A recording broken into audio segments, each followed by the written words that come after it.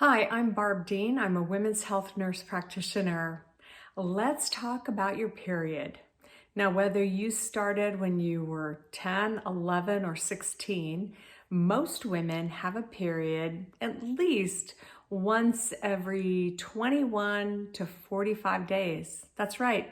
Periods don't often come every 28 days or every month. In fact, only about 1 in 4 women will have a period once every month, regular, like clockwork, and predictable. If a woman's having a period every 21 days or every 3 weeks, that's considered normal, as is someone who's having a period every 30, 35, or 40 days. We get concerned if a woman skips more than 3 months without a period. That's the time when she might want to see her healthcare provider to see what's going on, have that evaluated. So what does happen with our menstrual period? Well, it's all about 2 hormones that make us women, estrogen and progesterone. So estrogen is that hormone that gives us soft skin. It causes our breasts to develop, pubic hair, hair under our arms, and it helps us with our nice curves as women. And prior to ovulation, our body produces a lot of estrogen, and that causes the lining of the uterus to build up with blood. Well, I know it's really hard to see what's going on inside, so I brought my uterus model for you. All right, so this is what the uterus looks like, right? And this is the uterus here. Here's the tubes, and here's the ovaries. So I'm going to take it apart. Now you'll see some silver here. Those are the magnets that hold everything in place. And in this uterine model, what we see is this is the muscle and the lining. Here's the cervix where the blood comes out, and the vagina where the blood comes out of the body. And with our period, when we have estrogen that's released from the ovary, from a developing egg, it tells the lining of the uterus to build up with blood. And then eventually, hopefully, you ovulate. And when you ovulate, the ovary is now going to make progesterone. And progesterone is the hormone that causes the lining not to build up anymore, but to become thicker and more glandular. This side shows you what's going on with that egg that's growing and then going to be released into the tubes. So after the egg is released, the ovary produces progesterone. And if the egg is not fertilized, then what happens is that it dissolves here in the tube, because eggs only live for 24 hours. And then what happens is that the progesterone hormones and the estrogen hormones, those levels decrease over time, and that signals the uterine lining to shed or to release the blood that comes out through your body. Now, what else is going on with your period is that in order to have sort of regular, what we call synchronous bleeding, inside the lining, we have these things called spiral arteries. And those arteries, they constrict and they relax, and they constrict and relax. That means a woman doesn't have the artery be open the whole time, where she would bleed so much that it could be dangerous.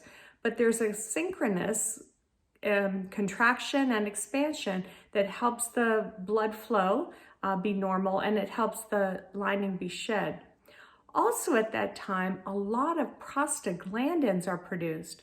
Prostaglandins are a hormone-like substance that our body makes when there's inflammation or pain or injury. And those prostaglandins there's a whole lot of them inside the endometrial lining, but they kind of bathe the whole pelvis, and that can cause a lot of other symptoms like constipation, diarrhea, nausea, vomiting, even difficulty urinating. Prostaglandins tell our brains that we're in pain. So if a woman has pain with her periods, she can use an over-the-counter remedy, something like Advil or Aleve. But of course, if you have questions about that, do talk to your own healthcare provider. Now, what if you have really severe pain with your periods? And I'm just going to put this down for a minute. For those women, there's a couple of important questions to ask yourself. Does the pain happen prior to the time you're going to have your period? Does it happen mid-cycle, like 2 weeks after your period is over? And does the pain get worse if you're having intercourse? Sometimes women can have a condition known as endometriosis. They have a lot of pain with their periods. They have a lot of pain with intercourse, and that's something that can be evaluated by your healthcare provider. Now, many women also get menstrual migraines with their periods.